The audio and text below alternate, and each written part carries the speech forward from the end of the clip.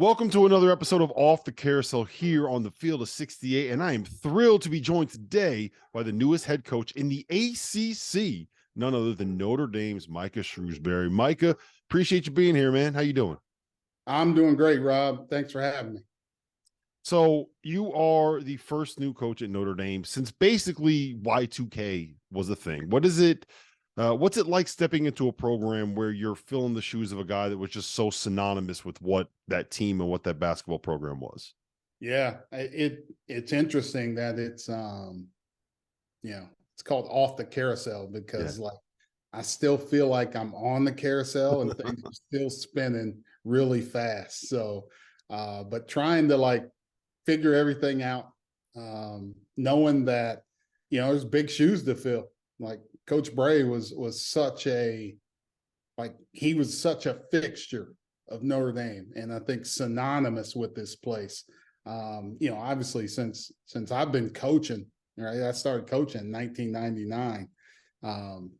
He's been a part of this place and a part of this program. So trying to fill his shoes as a coach, but as a personality and as a person, right? He was such a lovable person that you want to bring those same kind of qualities to the table.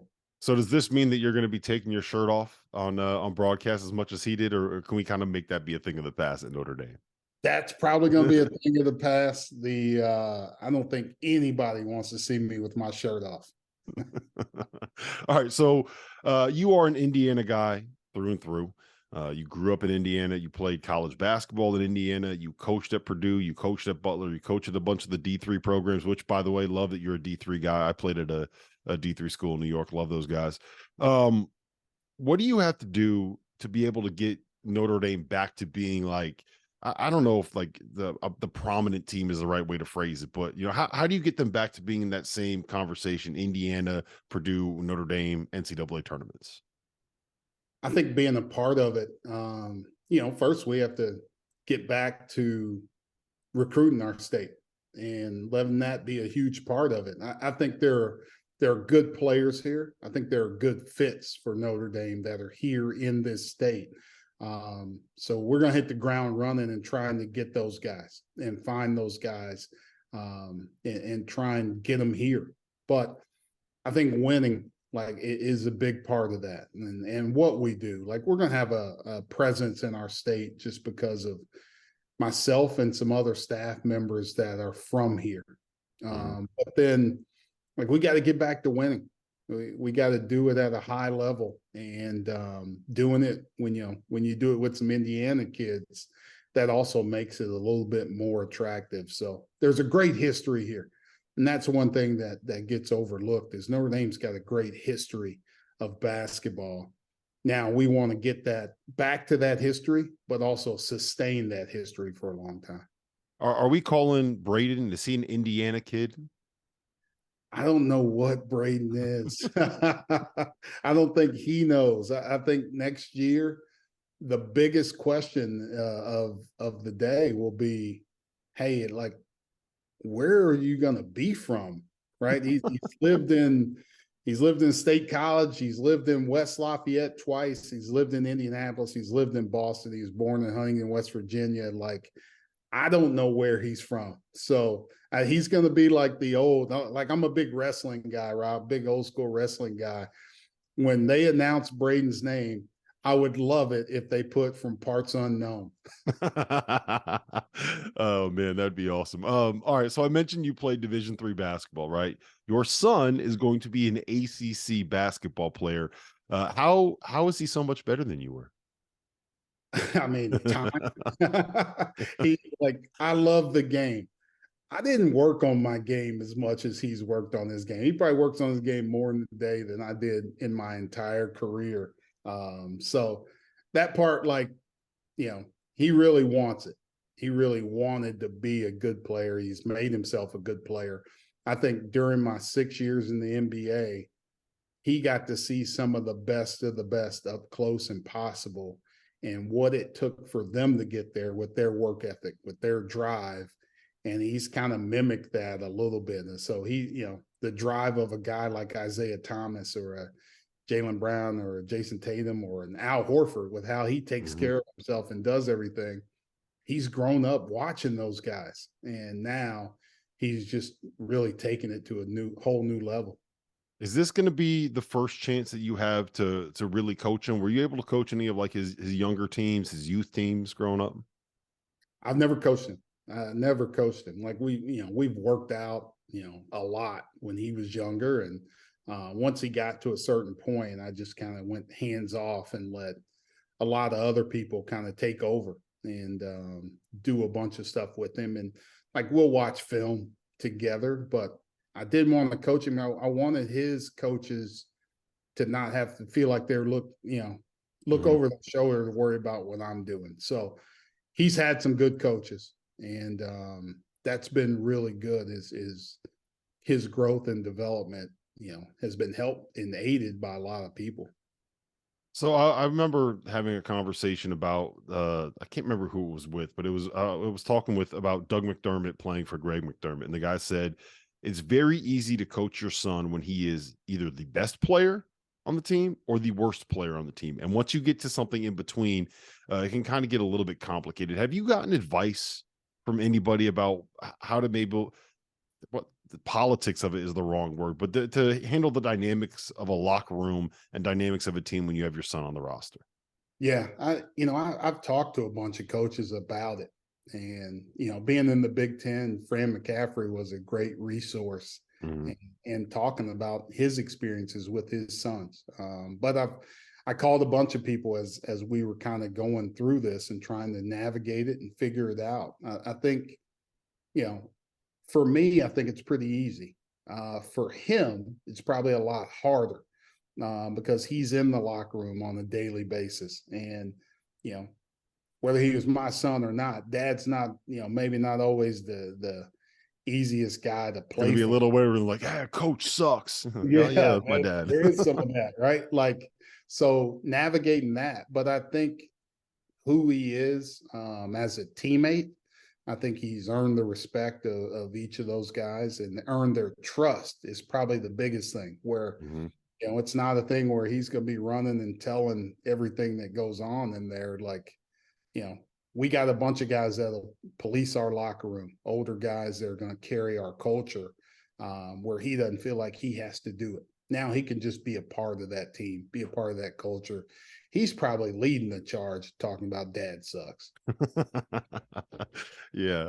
All right. So you mentioned it earlier. You spent 6 years in the NBA. You were with the Celtics. You went there with Brad Stevens when he got the job. It's not that often that you see guys that get to the NBA come back to the college ranks for a lot of different reasons. Why did you make the decision to come back? Because you were with the Celtics and you ended up taking another. I think it was back to no, it was back to Purdue, right? When you came back. Yeah, I came back to Purdue. I always wanted to be a college coach. From the time I started, I wanted to coach in college. There was never like these dreams of getting to the NBA.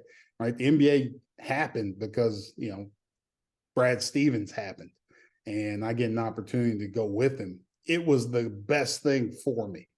Like I grew so much as a coach and learned so much while I was there. But once I got to year 4, year 5, I was ready to come back. I think our job was almost close to complete in terms of we were on good footing.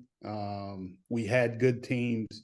We were building it and growing it the way we needed to. Like I didn't need to be there any longer. I could go back to kind of chasing my dreams. So, and luckily Coach Painter, had a job opening at the time when I was leaving. So it worked out great. And now I'm kind of back, and even though like there's a lot going on with college basketball, like there's a lot of changes, there's a lot of things happening that some people are just like, pulling their hair out every single day. But like I embrace that. This is where I've always wanted to be. And now I'm at a job where, I have a little bit of a platform to try and see what I can do and do my part to help make positive changes for college basketball.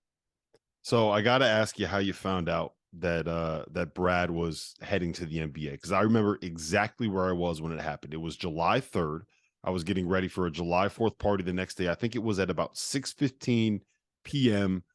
Eastern time. So I'm not gonna lie, like 3 or 4 beers deep at that point. It's July 4th. You got to get ready for it. And I start seeing the barrage of tweets that Brad Stevens is leaving for the Celtics job, which means you had to kind of, get that cup of coffee and figure out, all right, how am I going to write something about this? Where were you when you found out about it? And did you know beforehand? I did not know before. But I was actually out of town. I was driving back to the airport. I had a flight that night, and I'm driving and I'm on the highway and my phone is just going nuts. So I'm looking at it and I like pick it up and it's like, wow, this is unbelievable. Did you know this? Are you going with them? And I'm like, I have no idea what anybody's talking about.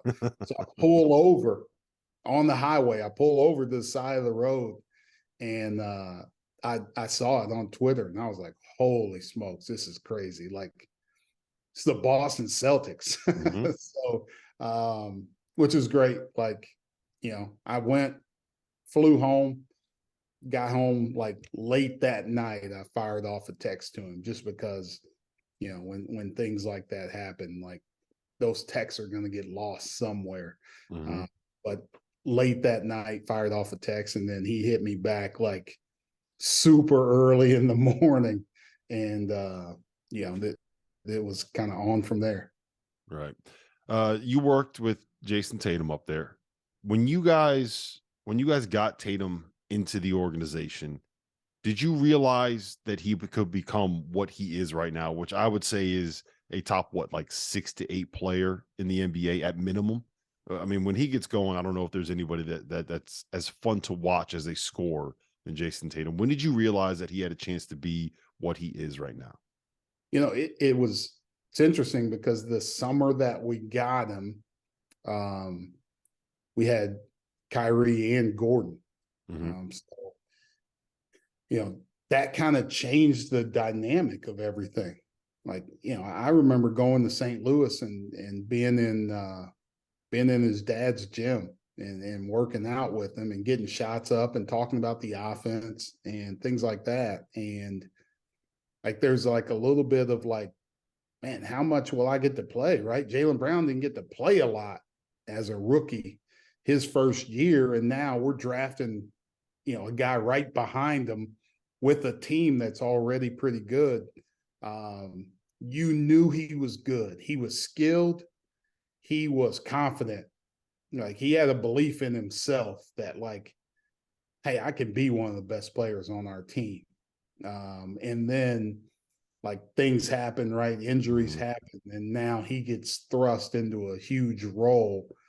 And you saw what he could do as a rookie, even when he wasn't like as physically dominant as he is now. Right? He was doing really good things, but you were like, once strength comes, man, he's going to be on a different level. Now, like what he's doing right now, he's one of the best. Humbly, he's one of the best players on the planet. That And was a great line, man. yeah, That was I an like. unbelievable line. I believe him. Like, truly believe him because he is. He's one of the best players in the world.